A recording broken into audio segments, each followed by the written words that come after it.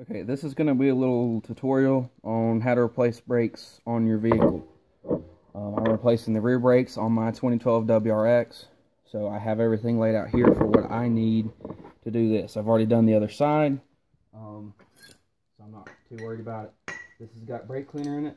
This is a 14mm. This is a ratchet with a 14mm. Brake caliper compressor, flathead screwdriver.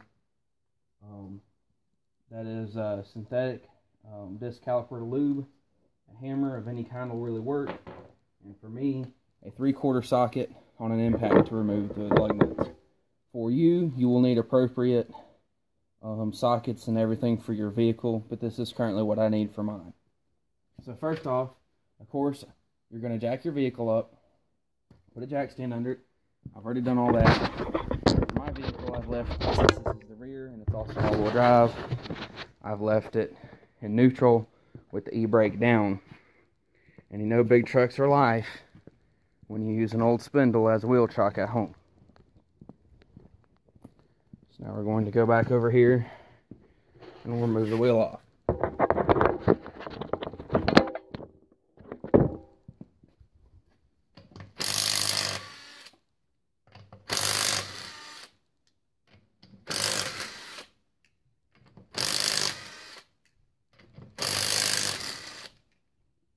Now that I have all the lug nuts removed, I'll take the wheel off.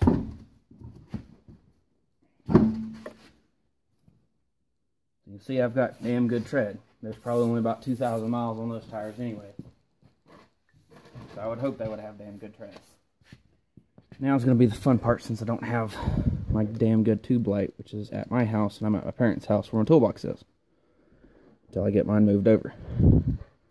Okay, so you got your wheels off. And again, this is going to be how I do this. Everybody's a little different, but you still have some basics.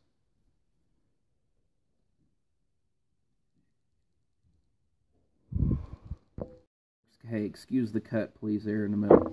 So anyway, so I have a screwdriver. Of course, you can use a bigger screwdriver, smaller screwdriver. It doesn't really matter on this part.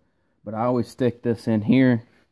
That way I can grab a pad or rotor or something and try to just compress it just a little bit.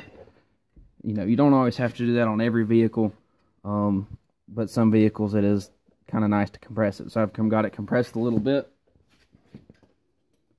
and I'll show you why here in just a second. Except for I actually don't think this vehicle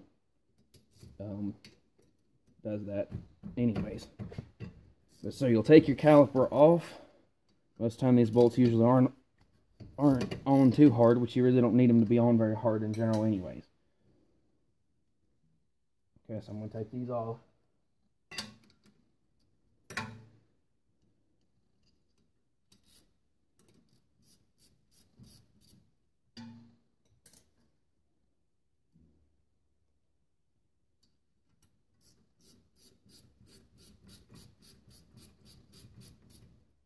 They're also usually not very long.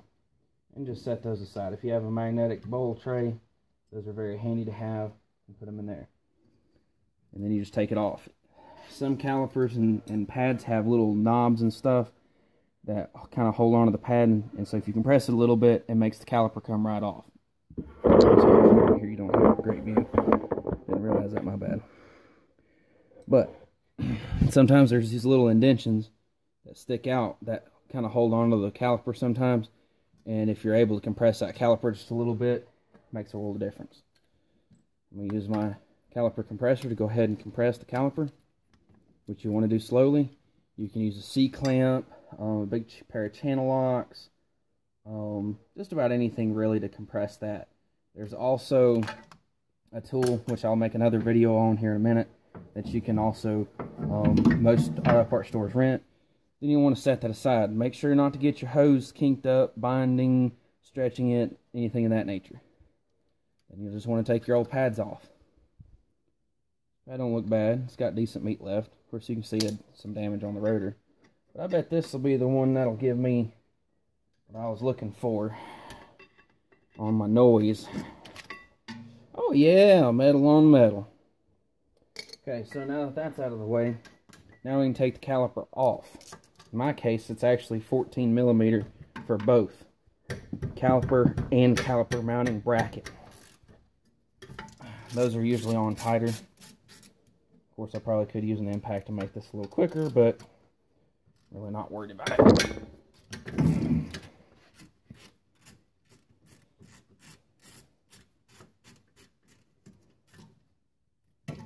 Or actually an electric ratchet after I broke it loose would be great. So after you get this off, you're going to want to check.